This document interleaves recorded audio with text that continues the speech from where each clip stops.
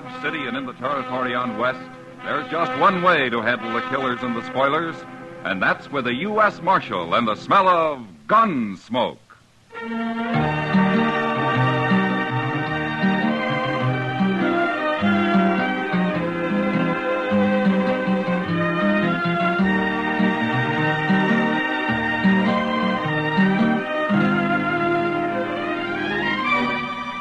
Gunsmoke, starring William Conrad. The story of the violence that moved west with young America. The story of a man who moved with it. Matt Dillon, United States Marshal.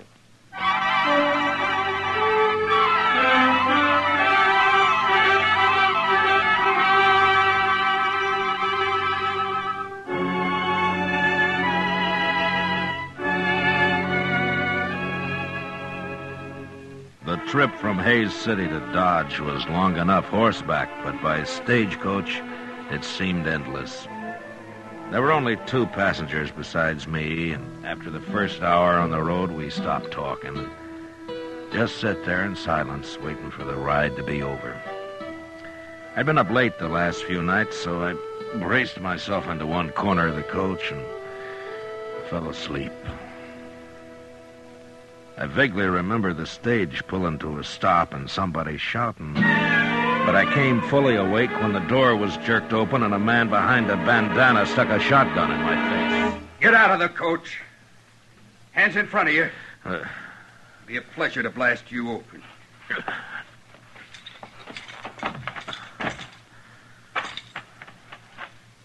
All right.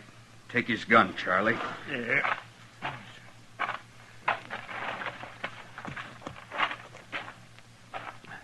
Now, stand over there with the driver.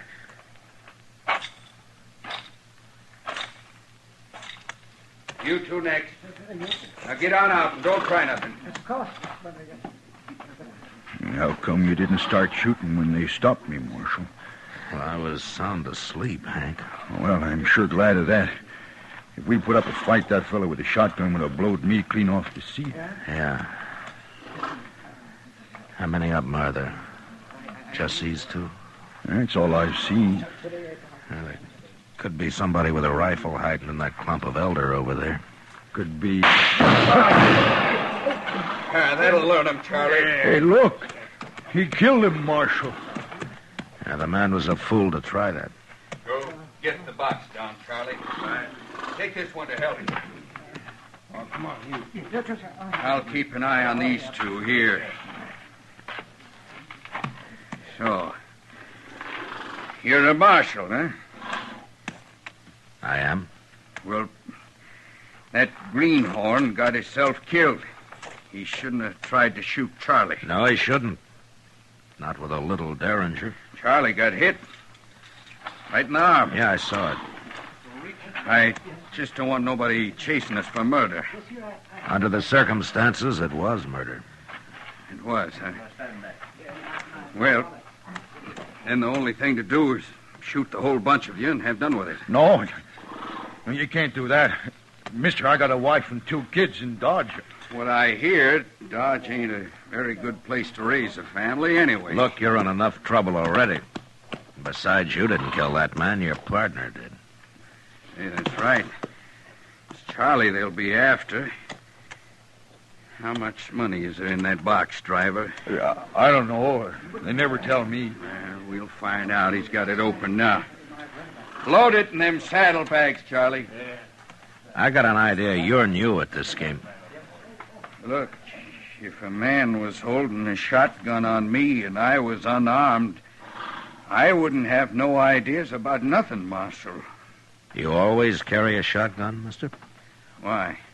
Well, we might meet sometime when you don't have one. You're gonna make me shoot you yet? Hey, look, your partner's ready to go. Okay.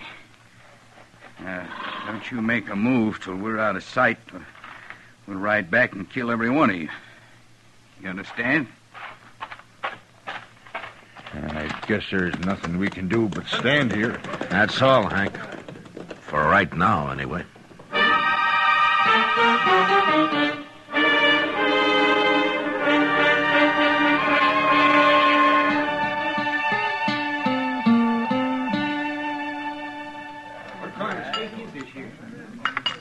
Ow! What'd you do, Kitty? Burn your mouth again? Oh, darn it, yes. What do you mean again? Well, it seems like you always do if the coffee's hot enough. Thanks for the sympathy. It's as much as you gave me about the stage holdup the other day. All I said was I'm glad you were asleep. You're a lot safer that way. Well, being safe isn't exactly my main goal, Kitty. Yeah, I know. How much money was there, Matt? $2,000? You'd think they'd have paid a man to ride shotgun. Have you any idea who did it? No, they were both masked.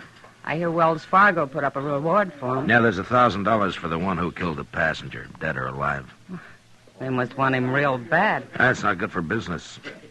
People getting murdered. What about the other one? $300 for his capture. And if you recover the stolen money, Kitty, well, they'll give you half of it. If I found that money, they'd give me all of it. You'll end up in jail yet. Well, the Texas Trail isn't far from being a jail. For me, anyway. I gotta get back there pretty soon, Matt. Sure. Hey, you. Waiter. Come here and take this money or I'll throw it at you. Another gentleman in town. Kitty, I don't want to turn around. What does he look like? Well, I think it's the one with the black beard You over there. heard me, waiter. Get over here before I bust your neck. That's the one, all right. Is there anybody with him? No, he's alone. And he's leaving now. Oh, good.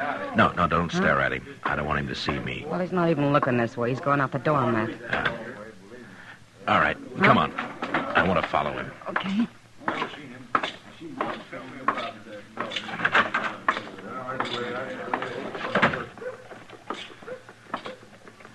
Is that him ahead of us there? The big man, yeah. Who is he, Matt? I'm not sure. But he sounds an awful lot like somebody I want. You gonna arrest him? No, not till I'm sure. Maybe not even then. Look, he's going up the docks. Yeah, so he is. Kitty, I'll leave you here. Okay. Thanks for the supper, Matt. Sure, anytime. Tomorrow? Well, I might be real busy tomorrow. I figured that. So long, Matt. Goodbye, Kitty.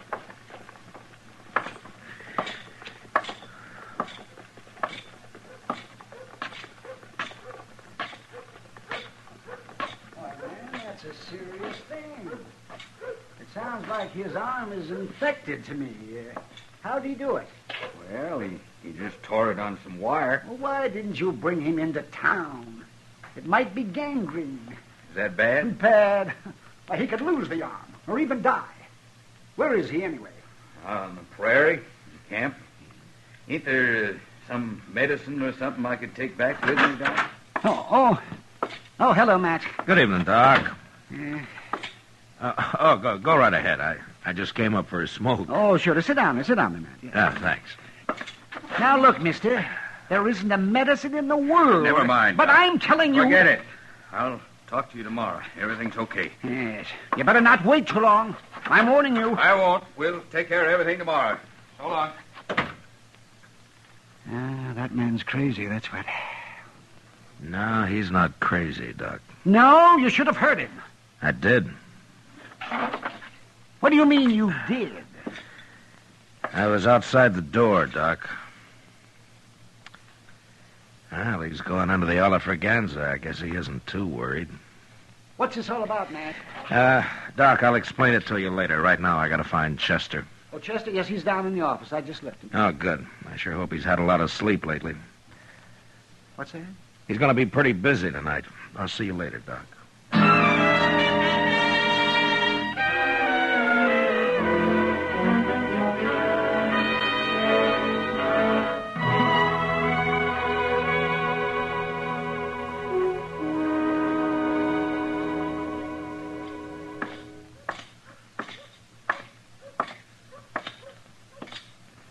Well, did you follow him all night, Chester? Oh, Mr. Dillon, I'm about ready to drop. Everything's getting hazy. Where is he? In the restaurant there? Yes, sir, that's where he went. He gambled the entire night. I swear out on how he stays awake, I can't hardly keep my eyes open. Oh, rub a rouser of tobacco juice on him, Chester. That'll help. Oh, my goodness. He just come out the door. Yeah, he's seen us. Stand steady. Yes, sir.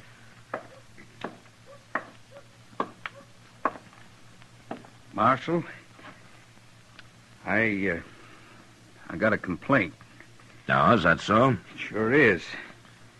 I had an idea this man's tracking me all night had something to do with you. Oh, how'd you know I was following you? Mister, you might as well have been wearing snowshoes with cowbells tied on them. No, that's not true. That's a doggone Never lie mind, now. Chester, never mind. What is your complaint, mister? Well, you. Can't a decent citizen ride into Dodge and do a little gambling without being haunted by your man here? Well, that depends on how decent the citizen really is. What name do you go by, anyway? My own? Jeremo? Jeremo? Is that all there is to it? That's all. Yeah. Well, Jeremo, I just didn't want you to leave town without my knowing about it. Why not? I ain't done nothing. Well, Doc told me about your partner. The one who tore his arm on some wire. What about him? Well, I'm curious to see if you're going to take care of him, that's all. Well, of course I am. He'll die if you don't hurry. Well, I'm going after him. When? Well, it's no business of yours when. Anybody following me is likely to run into trouble. From a shotgun, Jeremo? I don't use a shotgun, Marshal. Your partner's dying, Jeremo. You're wasting time. And he's dying. He's my partner, not yours. I'll take care of him. Sure, Jeremo. But you better hurry.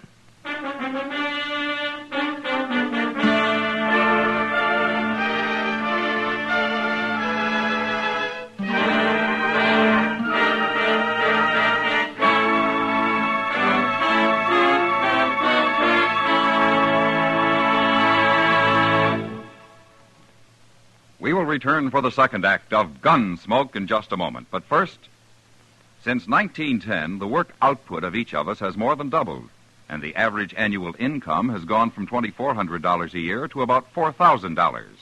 Yet about 18 hours has been cut off the average work week. These facts add up to the better we produce, the better we live.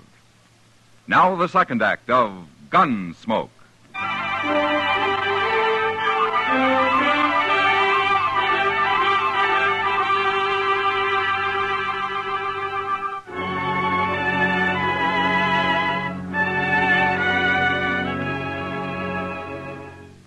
Chester had been up all night, so I sent him to bed, and I hired a Kiowa Indian I knew to keep an eye on Jeremo. But even though his partner was dying of gangrene from the bullet wound he'd received at the stage holdup, Jeremo didn't leave Dodge that day, or the next. He knew I'd track him to their hideout and to the stolen money if he did, and he wasn't the kind of a man who'd risk his own neck just to save his partner's life. And since I had no real evidence yet, there was no use arresting him. So, all I could do was wait. That Indian is a wonder to behold, Mr. Dillon. He hasn't slept a wink in 2 whole days, and he don't even look tired. No, but Jeremo looked tired the last time I saw him. Oh, he's been sleeping regular. Yeah, I know. But all this is wearing him out just the same. And he's getting pretty spooky. Well, I should think he would, with what he's got on his conscience. I better ask Satank if he knows another Kiowa who could spell him for a while. I think he's got a cousin around here somewhere. Oh, it makes my bones ache just to think about him not sleeping at all. Marshal, I got something to tell you. Huh? Who are you?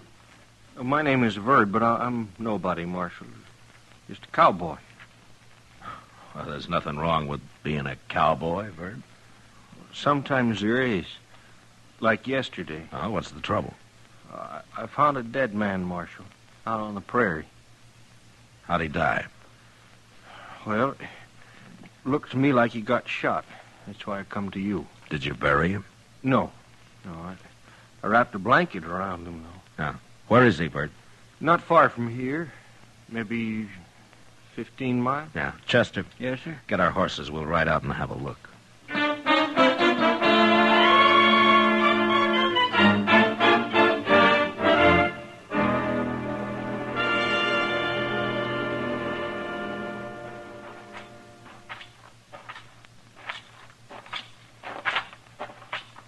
Yeah, he's still there, Marshal. Nothing's been eaten on him. He sure got himself hid out here. My, it's a wonder anybody ever found him. Verd, you want to take the blanket off of him? Sure. There.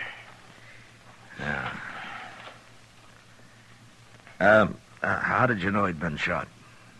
Well, his arm, it's all swole up, Marshal. And then, you see here, I noticed that bullet hole in his sleeve there. Yeah. Well, looks like you've made yourself $1,000, Verd. What? Wells Fargo offered it for this man, dead or alive. He robbed a stage a few days back. He did? Well, ain't I in luck? And there's another 1,000 for whoever finds the money he stole. It's probably buried around here somewheres, don't you think, Mr. Dillon? Hey, that reminds me, I noticed something funny over there in them anthills. Like the ground been dug up. Show us, Verd. Yeah. Sure, Marshal. Right over here, wait.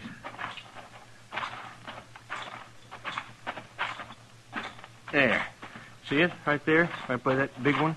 Yeah. Well, I declare. Huh. By golly, I think he's right, Mr. Dillon.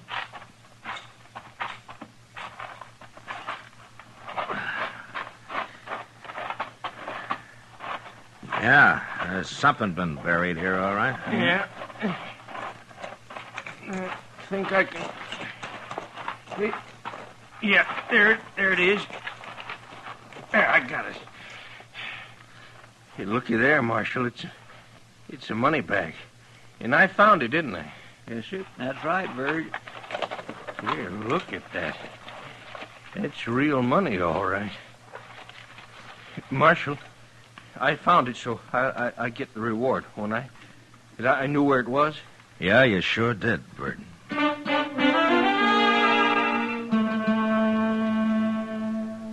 We dug up the rest of the money and then made the hole into a grave. And we buried the dead man right there. On the way back to Dodge, I told Verd he could talk all he wanted about finding the bandit's body and the reward he'd collect for it, but that he wasn't to say a word about the money we'd recovered. He couldn't understand why, and I didn't explain it to him, but I warned him he'd never get a penny of either reward if he didn't do as I said. Back in town, I didn't let him out of my sight for the next 2 days. I figured it'd make Jermo pretty worried. And it sure did. You know, it's mighty good to get off of that prairie just for change. Should think it would be.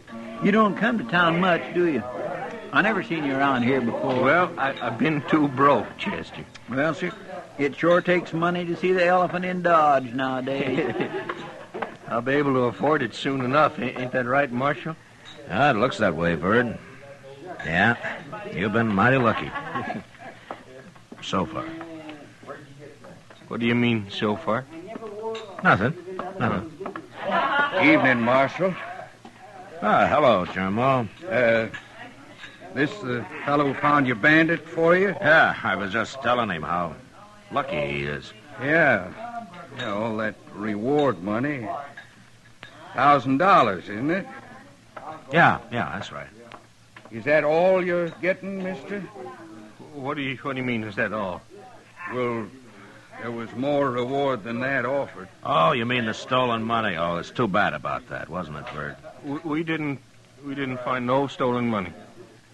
You didn't? Oh, but looked everywhere. There'd been some digging nearby, but there was nothing in the hole. Yeah. Well, now, what do you make of that? It just plain disappeared, huh? Yeah. Looks that way. Well, that's sure too bad, ain't it?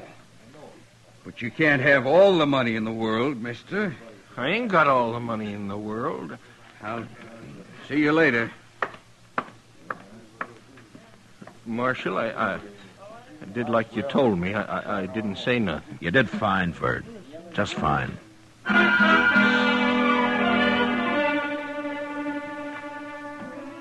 When we left the saloon a little later, I noticed Jermo standing in the darkness of the alley, waiting.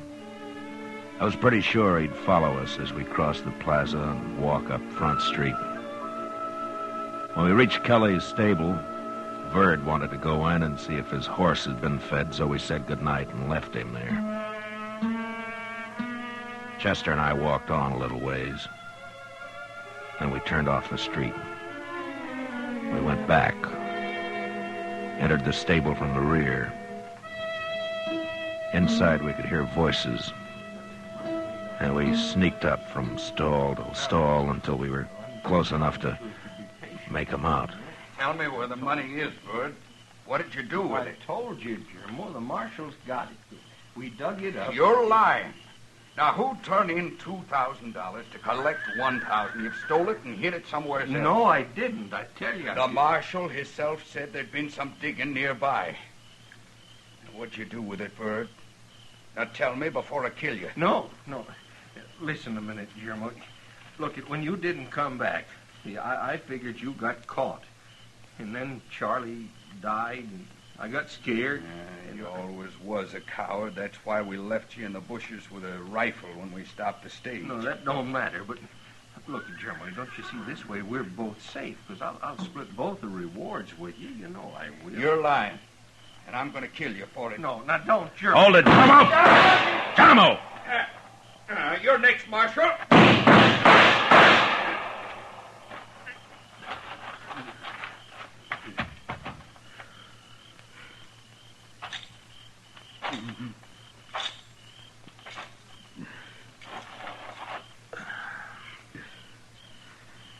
You should have had your shotgun, Germo. I should have killed you at the holdup. That was my big mistake. No. If you'd have trusted Verd, you both could have got by with us. He was telling me the truth? He was. And you'd have never been convicted on what evidence I had. Well, I guess every man's entitled to make a few mistakes. Marshal?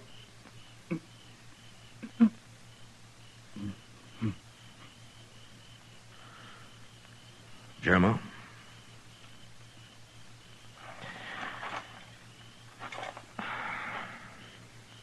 Well, you won't make any more.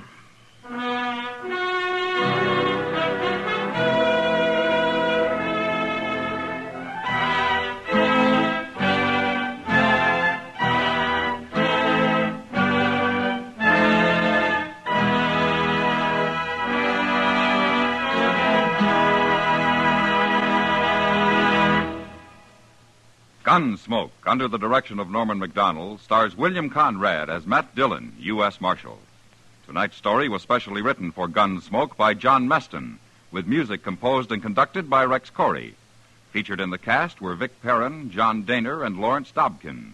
Parley Bear is Chester, Howard McNear is Doc, and Georgia Ellis is Kitty. Join us again next week as Matt Dillon, U.S. Marshal, fights to bring law and order out of the wild violence of the West in Gunsmoke.